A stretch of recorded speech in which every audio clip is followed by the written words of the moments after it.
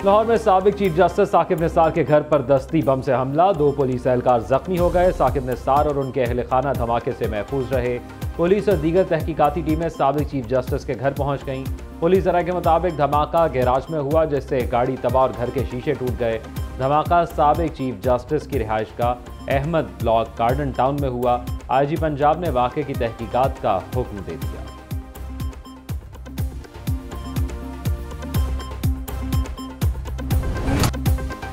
अब इंतखाबात की गाड़ी पूरी रफ्तार से ट्रैक पर दौड़ने लगी। मुल्क भर में कागजात नामजदगी वसूल करने का आज पहला दिन। कौमी असम्बली के लिए 30,000 और सूबाई असम्बली के लिए 20,000 रुपए फीस मुकर्रर। उम्मीदवार 22 दिसंबर तक कागजात जमा करा सकेंगे। इलेक्शन कमीशन ने आम इंतखाबात के लिए ज़ाब्ता इखलाक भी जारी कर दिया। इंतखाबी मुहिम में दूसरी जमात के उम्मीदवार के पुतले और झंडे जलाने पर पाबंदी। इंतखाबी मुहिम में कार रैली की इजाज़त नहीं होगी। सियासी जमातों के सरबराहान और उम्मीदवारों की निजी जिंदगी पर तनकीद से गुरेज किया जाएगा। कोई ऐसी बात नहीं की जाएगी जिससे इदारों की साख खराब हो। उम्मीदवार इंतखाबी अमल में किसी को भी तशद्दुद की तरगीब देने से इज्तनाब करेगा। वो इलेक्शन का इनेकाद जो है ना 8 तारीख को मुमकिन बना सके। मैं नहीं समझता कि हमारा कोई मुतालिबा ऐसा है कि वो रिजाइन करे। हम उसको सपोर्ट नहीं करें। साबिक चेयरमैन पीटीआई 3 हल्कों से इलेक्शन लड़ेंगे। मियांवाली, लाहौर और इस्लामाबाद के हल्कों से कागजात जमा करवाएंगे। चेयरमैन पीटीआई गौहर खान का ऐलान। अडियाला जेल के बाहर मीडिया से गुफ्तगू में कहा, नवाज शरीफ अंपायर के साथ मिलकर खेलते हैं। हमारे उम्मीदवारों को मैदान में उतरने नहीं दिया जा रहा। चेयरमैन पीटीआई ने इल्जाम लगाया उनके उम्मीदवारों से कागजात नामजदगी छीने जा रहे हैं।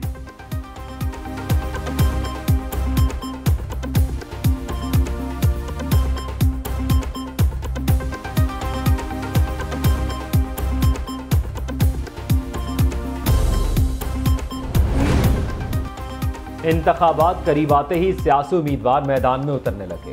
नवाज शरीफ की कौमी असम्बली के 7 हल्कों से इलेक्शन लड़ने की तैयारी। कायद मुस्लिम लीग नून को लाहौर, कराची और मानसरा से इलेक्शन लड़ने की तजवीज़ दे दी गई। शहबाज शरीफ के लिए लाहौर के हल्का NA 123 और PP 158 से कागजात नामजदगी ले लिए गए।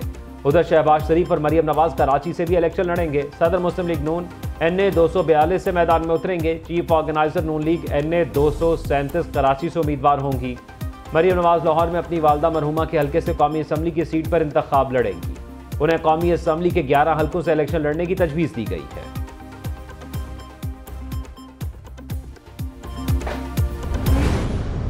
जस्टिस शौकत अजीज सदीकी ने कहा है, उसने कहा कि मुझे कहा गया कि आपने इनको जमानत नहीं देनी, इनको बाहर नहीं आने देना, इसलिए कि हमारी 2 साल की मेहनत वरना नाकारा हो जाएगी। वो 2 साल की क्या मेहनत थी? एक ऐसे शख्स को लाना था इक़्तिदार में जिसके पल्ले कुछ भी नहीं था।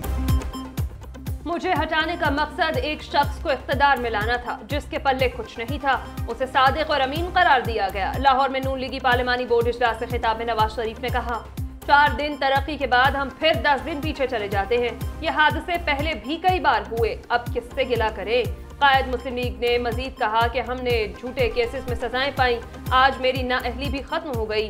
कोई कानून नहीं था, पता नहीं कहां से डिक्शनरी आई और फैसला सुना दिया गया। जस्टिस शौकत अजीज सिद्दीकी से कहा गया, इन्हें बाहर नहीं आने देना वरना 2 साल की मेहनत जाया हो जाएगी। हमारे भी बड़े गिले होंगे। हम समझते थे कि हल्का बंदियों में कुछ हमारी गुजारिशात थी जो सुन ली जाती तो बेहतर होता, मगर इसका ये मतलब नहीं है कि हम चीफ इलेक्शन कमिश्नर पर अदम एतमाद का इजहार करें। मुस्लिम लीग नून का चीफ इलेक्शन कमिश्नर पर एतमाद का इजहार। नून लीगी रहनुमा अता तारड़ कहते हैं, हल्का बंदियों पर नून लीग का भी एतराज है। इलेक्शन कमीशन की साख पर सवाल गलत है। समाजी जातें इलेक्शन कमीशन पर एतमाद का इजहार कर चुकी हैं। कोई बात पसंद नहीं आती तो इलेक्शन कमीशन पर अदम एतमाद किया जाता है। मलिक अहमद खान बोले, सियासी जमातों को इलेक्शन कमीशन पर एतराज नहीं तो दीगर को क्यों है। इंतखाबात को मुतनाज़ बनाना ठीक नहीं।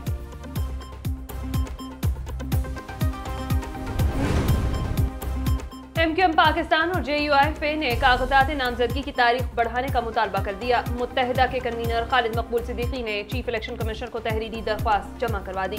मौक़िफ़ अपनाया, कागजात नामजदगी जमा कराने के लिए 3 दिन का वक्त बहुत कम है। सेनेटर कामरान मुर्तज़ा का भी चीफ इलेक्शन कमिश्नर को खत। कागजात नामजदगी के लिए 20 से 22 दिसंबर तक का वक्त बहुत कम है। सियासी जमातों ने कौमी और सूबाई सतह पर उम्मीदवारों को पार्टी टिकट तकसीम करने हैं। कागजात नामजदगी की वसूली के लिए वक्त बढ़ाया जाए।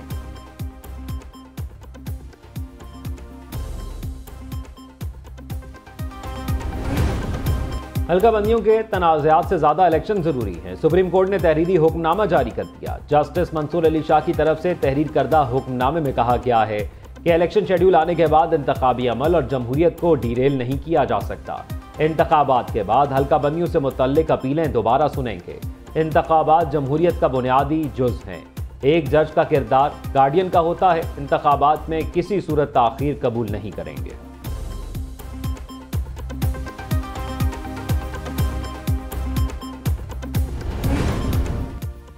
कलअदम बीएनए कमांडर ने तशद्दुद छोड़कर अमन का रास्ता चुन लिया। साबिक बीएनए कमांडर सरफराज बंगरज़ई 70 साथियों समेत कौमी धारे में शामिल। सरफराज बंगरज़ई का कहना है बलूचिस्तान में होने वाली दहशतगर्दी में भारत मुलव्विस है। भारत से पैसे लेकर अपने ही लोगों का खून बहाया जा रहा है। वज़ीर इत्तलात बलूचिस्तान जाना चकज़ई ने कहा, भारत बलूचिस्तान में हालात खराब करने की कोशिशें कर रहा है। दुश्मन जानते हैं पाकिस्तान की तरक्की का रास्ता बलूचिस्तान से है।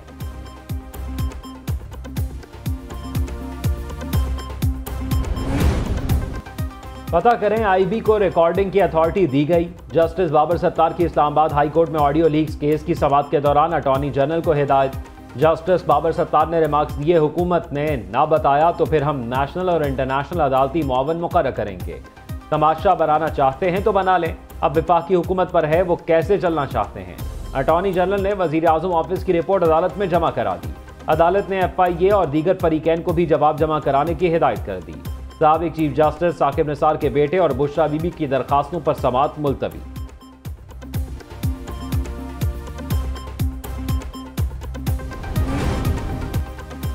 तलबा के तुंदो तेज सवालात पर वज़ीर आज़म का तहम्मुल से जवाब। Ghulam Ishaq Khan institute of engineering and technology Swabi में तलबा से गुफ्तगू में निगरान वज़ीर आज़म अनवारुल हक काकर ने कहा, किसी लीडर को किसी सियासी पार्टी ने जेल में नहीं डाला।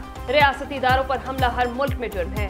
कानून हाथ में लेने वालों को नताइज का सामना करना पड़ेगा। रियासती इक़दाम क्यों उठाए गए, ये सवाल गलत है। रियासत का निज़ाम आइन और कानून के मुताबिक चलता है। आप मकबूल लीडर के साथ रहना चाहते हैं तो आपकी मर्जी। माशरे के मुख्तलिफ तबकों में तसादुम गलत है।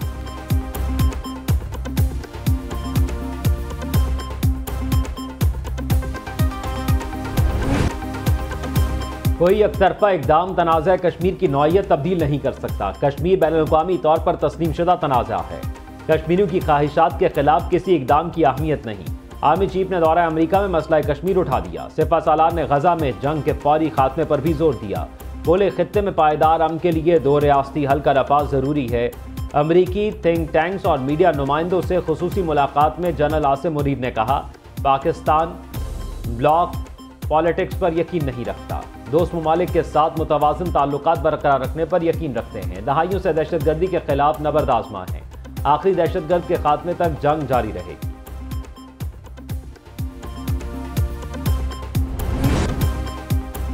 महंगाई के तूफान में एक बार फिर बिजली की घन गरज। डिस्कोस के लिए बिजली ₹1.15 फी यूनिट महंगी करने की मंजूरी।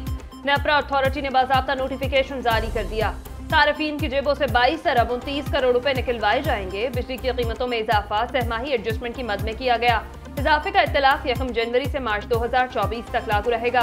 नेपरा अथॉरिटी ने हतमी मंजूरी के लिए नोटिफिकेशन हुकूमत को भिजवा दिया।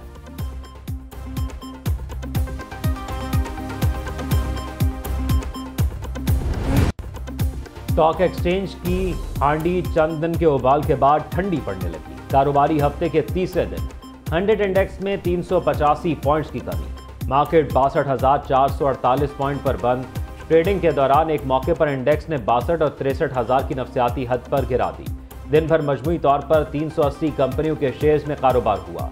244 के शेयर्स की मालियत गिर गई। दूसरी तरफ सोना 900 रुपये महंगा होकर 2,18,500 रुपये का हो गया।